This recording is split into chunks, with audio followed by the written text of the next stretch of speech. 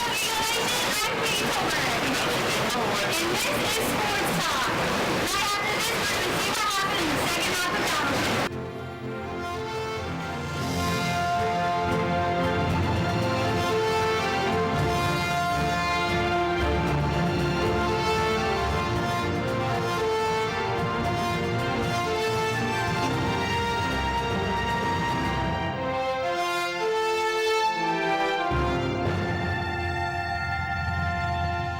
Okay, here we are at the rack, and we just finished up with Battleship. Unfortunately, Student Media Bro did come in second place, and we lost to these fine gentlemen here. Tell me, what was your strategy today? Well, that depends on how deep you want to go. As we've said in previous interviews, we're all senior level engineers. A lot more thought went into this than ever should have. But basically, in layman's terms, have one kid balance and just, hustle. That pretty much boils down to it. So all of our members were chucking water, so you're telling me that you had someone holding down the ship for you? We had up in front, in the back, chucking water. Second from the back was our stabilizer man, Riley Shea over here. And then me, I played a little bit of defense, played a little bit of offense, blocked some shots, screamed at some kids, get in their heads. Well, All went well. let's take a look at that lovely mug you got there. Fantastic. What are you going to drink out of that mug? Alcohol. Thank you very much, guys. Congratulations. I'll tell you what, I did not know what to think going into that competition, but it was way more intense than I ever would have thought. My legs and knees are all bruised up from that canoe, and I slept like a baby that night. I did too, but that was mostly because my Lakers upset the Clippers in epic fashion. Although I did wake up kind of sore, I kept hitting my knees against that canoe, but it wasn't too bad the next day. It was really fun. I think we got overwhelmed in that first round. Well, that and getting double teamed didn't help our chances. I was glad we came back strong over the rest of the event, and we came in second, which is cool. We did get some pretty cool shirts from CRI, which we could have won though. Yeah, we just had to fall a tad bit short on that last championship round. But we also have a big game to talk about when the Eagles destroyed the Mountaineers. And frankly, so did everyone else think that that was going to happen. Yeah, but the Eagles, that 38-14 loss, it really killed them. Star quarterback Jeremy King got a sprained ankle after scoring the Eagles' first touchdown. And yeah, that really deflated the team's confidence. It seems after McKinnon went down, the game was 7-0 as the Eagles led. It seemed that the Eagles would eventually pull away. However, after McKinnon went down, the team managed only 33 yards in the second quarter and only 175 yards of rushing the final three quarters after putting up 116 yards on the ground with McKinnon on the field. The Eagles were forced yet again to call up the next man, which is something that they've had to do throughout the entire season with all the injuries they've had to deal with as a team. Swope being the biggest one as he sits out the rest of his junior year with an injured shoulder. McKinnon being injured was an enormous problem for this team, especially when the Mountaineers quarterback completed 27 out of 33 passes for 381 yards and posted 2 touchdowns on the scoreboard. But they came... Oh my gosh. McKinnon, he didn't really they couldn't fill that role when McKinnon went down. Kevin Ellison, he tried to stub up him in Vegas Harley, but they weren't able to.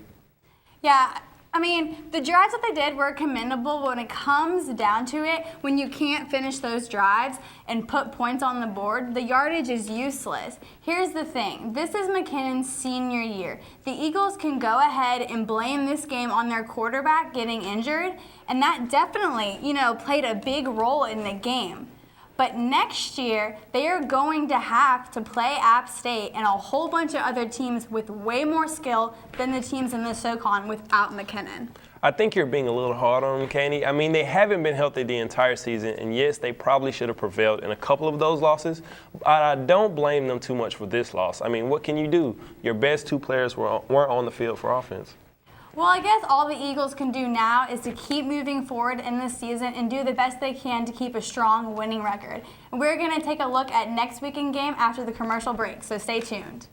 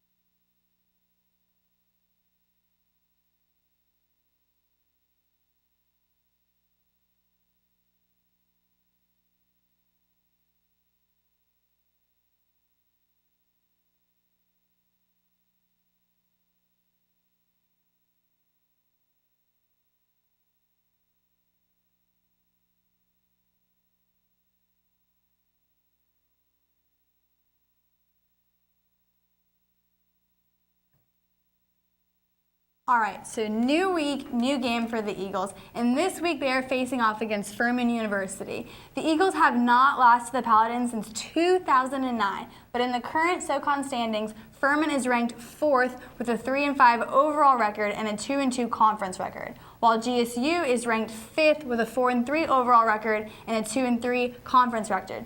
GSU is coming off a hard road loss against App State, but Furman is coming off a brutal 48-16 loss against LSU. Last year, the Eagles beat the Paladins, but that was with a lot of help from Dominic Swope and Jarek McKinnon. Swope is still out, and McKinnon is still a question for this game, and that undecided McKinnon might hold the outcome of this game. What do you think, Shaquem?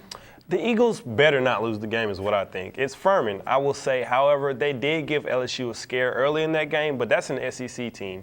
Furman's not supposed to beat them. GSU has the offensive advantage in this game. Coming into the match, they put up 36.4 points per game, and Furman manages around 21 points per game. However, the Eagles may be missing McKinnon, but I don't believe he will play.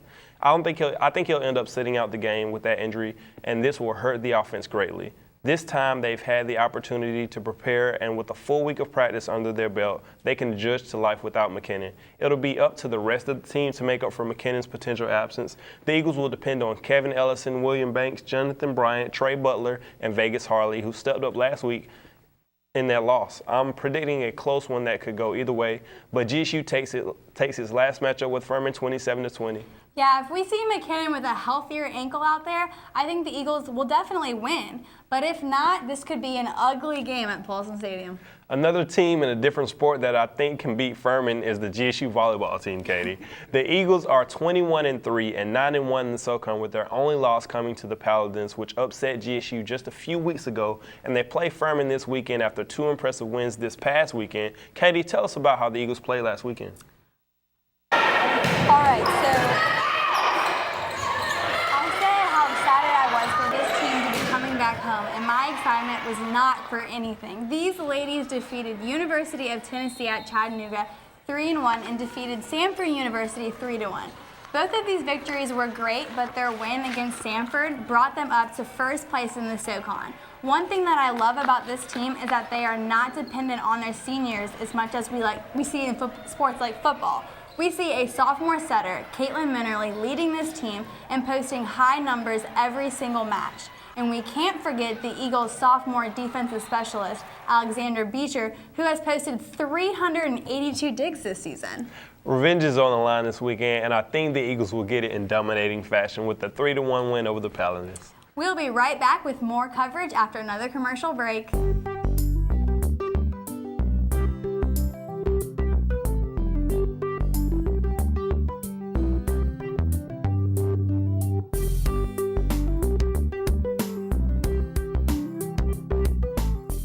Run on down to Statesboro. And keep on running in the Run the Borough 5K. Join us at the starting line in front of City Hall, December the 6th at 5:30. We'll be racing to the finish line to get back and enjoy all the festivities of the holiday celebration. Get pictures with Santa, enjoy caroling, holiday crafts, and warm up with some Chili Town. So join us here first Friday, December 6th for the Run the Borough 5K and the downtown holiday celebration. For more info, go to visit statesboroga.com. I'll race you up there. Sure. Woohoo!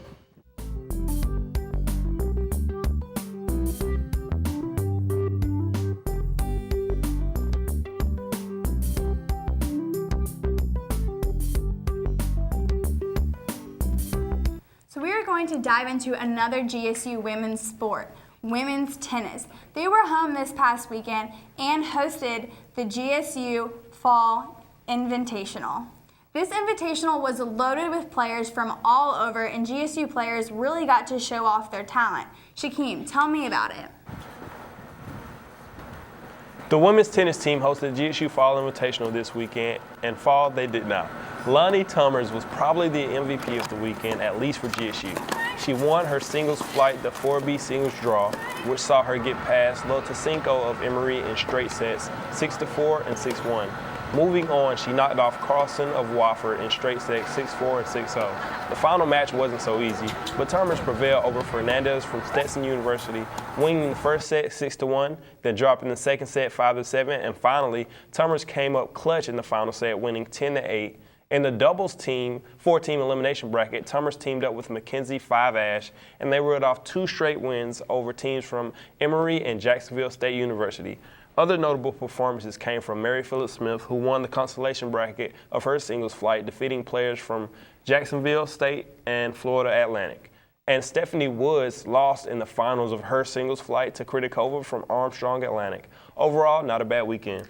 This is only the beginning for this tennis team, so it's great to see that they already are doing so well. But unfortunately, the women's soccer team has a season that came to an end with a 2-0 loss against Davidson University.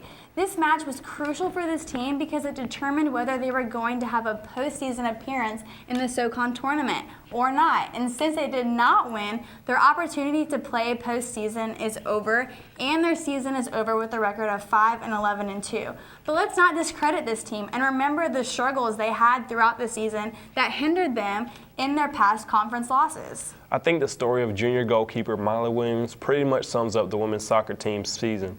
Perseverance and a bit of luck. Like Williams, the pressure was on for GSU this season after winning their first SoCon championships last year.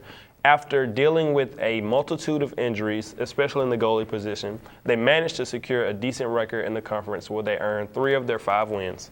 Similar to last year, the Eagles needed to win the final game to get in the SoCon tournament, but the Eagles weren't able to duplicate last year's results. At least the GSU men's soccer team still has a chance. They play James Madison University this Sunday, and then they will wait to see where they end up in the SoCon tournament next weekend. This team has had its ups and downs throughout the season, but hopefully they can improve for the tournament and maybe claim some postseason victories. They've been so inconsistent this season. I don't know what to expect from them this weekend. I think they can win, but I also wouldn't be surprised if they lost. Their defense is pretty good. It's their offense that causes me concern. If they can get some shots and maybe capitalize on a few of them, they can get the win. But we'll see. It will be interesting to see what happens. That's all the sports talk we have for you this week. Thanks for tuning in and see you next week.